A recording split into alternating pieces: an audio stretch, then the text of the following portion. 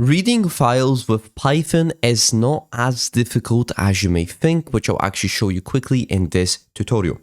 So, first of all, what we need to do is create a folder. Now, I do actually recommend creating a folder because it just makes the whole task way simpler, but if you don't want to, then that's okay.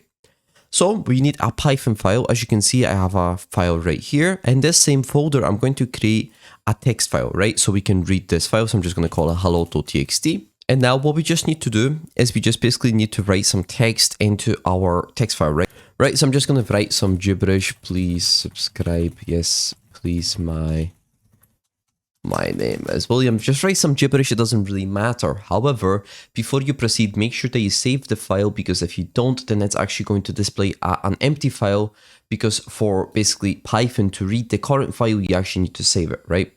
So let's save it. There we go. Control S actually is a nice shortcut, so it saves the file. Once you have your file already, just go to the Python file. So make sure it's a Python, whatever, blah, blah, blah, .py, right? It doesn't really matter what you name your file. It just has to be a Python extension. Then from here, what you just need to do is write file equals open, right? And here specify your file. If the file is in the same folder, like I told you, obviously, like I said, you don't have to do this. It just makes it easier.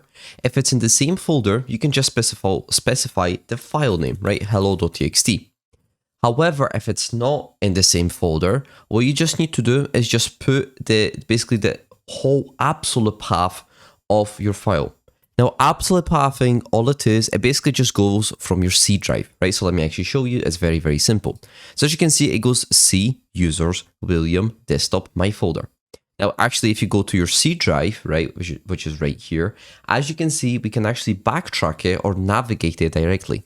So if I go to C, users, William, desktop, Python, hehe, and basically the file is right here. Right, so this is absolute pathing. Like I said, it goes directly from your C drive.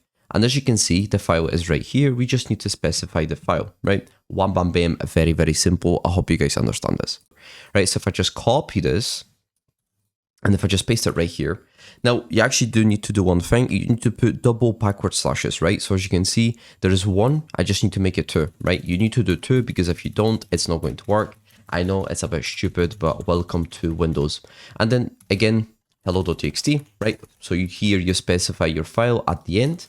And basically, if you write print file.read, a function, there we go. And basically, as you can see, it actually does read the file.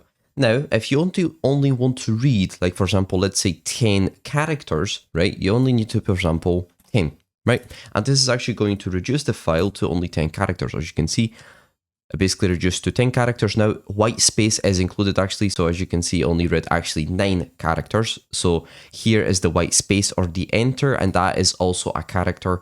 So we only have 9 characters, right? If I want 10, I actually need to put 11.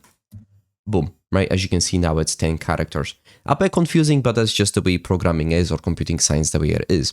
Now, if you actually want to read the whole file, you just don't need to put anything. It will read the whole file, bam, bam, bam. If you want to make sure that it does read the whole file without any restrictions, just put -1, and as you can see, it does the same thing.